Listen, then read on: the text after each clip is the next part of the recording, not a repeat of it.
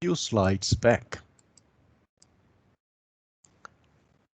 BJT can operate in 3 different modes based on how you bias to semiconductor junction, that is base emitter or base collector. There are 2 conditions where there is a current flow.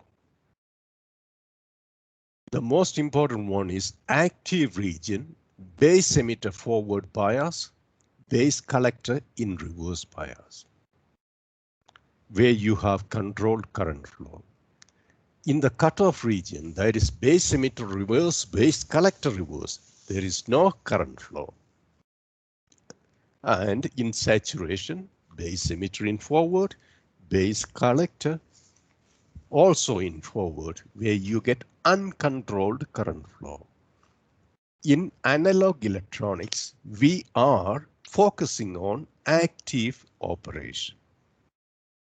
And we also study about saturation a little bit. Simple reason. When we are in the lab trying to make a BJT circuit working, if the circuit is not working as expected, that basically means your BJT ended up in cutoff or in saturation.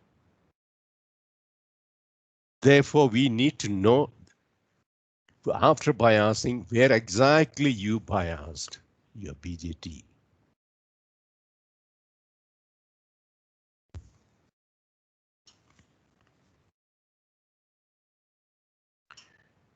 This is base emitter forward bias, base collector in reverse bias. This is base emitter junction.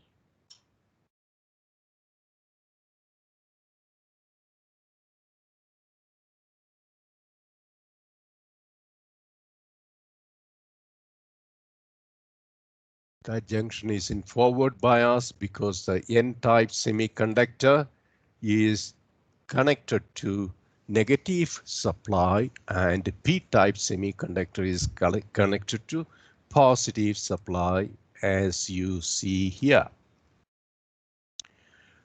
And your base collector junction is in reverse bias.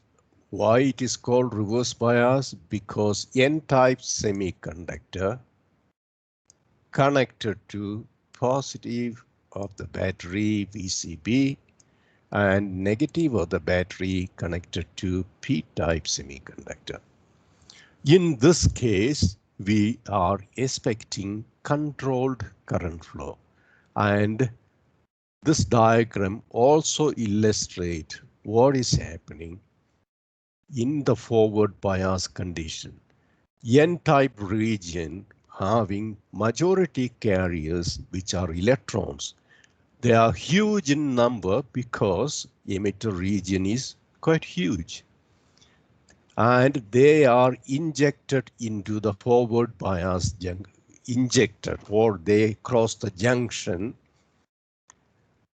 and a huge number of electrons now in the narrow p-type region.